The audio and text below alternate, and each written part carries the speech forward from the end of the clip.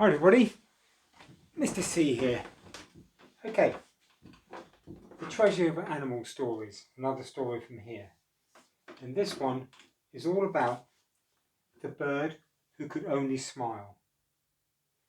High up in the cloud forests of Colombia, a bushbird was sitting in a bamboo bush, feeling lonely.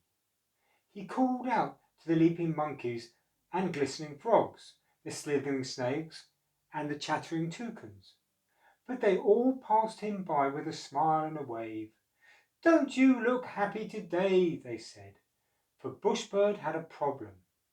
His beak curved up in an upturned line, so no matter how hard he tried to frown, he could only ever smile. "I'm not happy today," Bushbird cried. "I'm lonely." But no one took any notice. Bushbird always seemed so happy, they thought. He didn't need any friends. So instead Bushbird sat on his branch and covered his head with his wing. At last a little howler monkey stopped by his side and peered at the sooty bundle of feathers hunched down on the end of the branch. "Is that you, Bushbird?" he asked. Under his wing Bushbird nodded. "Are you all right?" asked the howler monkey. Bushbird just stuck his head further under his wing. "Oh, Bushbird," said the howler monkey, "I've never seen you like this. Are you feeling sad?" "I am," croaked Bushbird. "Oh, I am." So the little monkey howled as loud as he could. "Come quick," he called. "Bushbird is feeling sad." There was a flurry of wings and a pounding of feet, and the bushes shook as the other animals came rushing.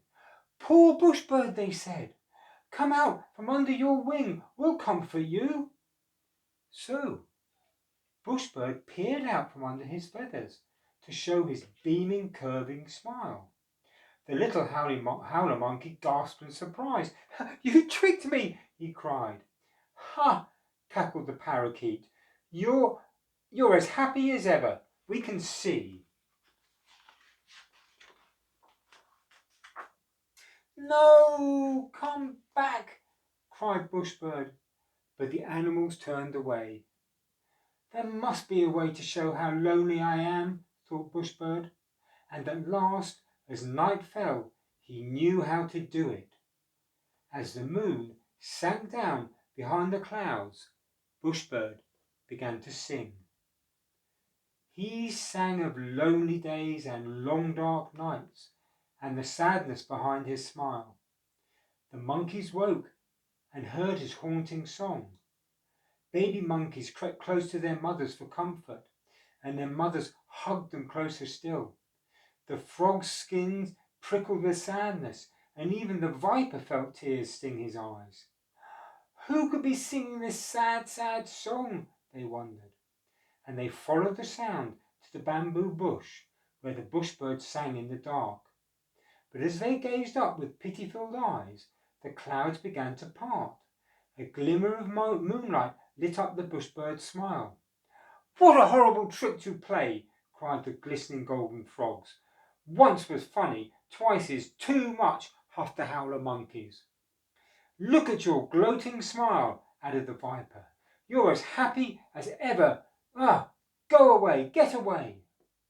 So Bushbird flew far, far away. He flew all through the dark night. "I'll live by myself," he decided. "I can't be any lonelier than I am now." When morning broke, he found himself in the most secret part of the forest. The only sounds were the rustling leaves and a creature rooting around on the ground.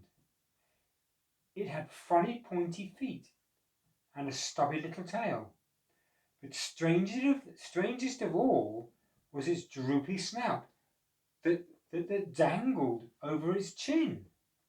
It had the saddest face Bushbird had ever seen. "Who are you?" asked Bushbird. "I'm a tapir," the creature replied. "You look just how I feel," said Bushbird, gazing at the sorrowful face. Well, this is how tapirs always look, the creature replied. No matter how happy we are, I think you need to look in the creature's eyes to see how they really feel inside. From that day on, the bushbird and the tapir were the best of friends. Each knew exactly how the other felt, even though one always wore a frown and the other a glorious curling smile. Oh dear me. At least they've each found a friend who understood them. That's what the most important thing is. Okay then. Goodbye from the Treasure of Animal Stories.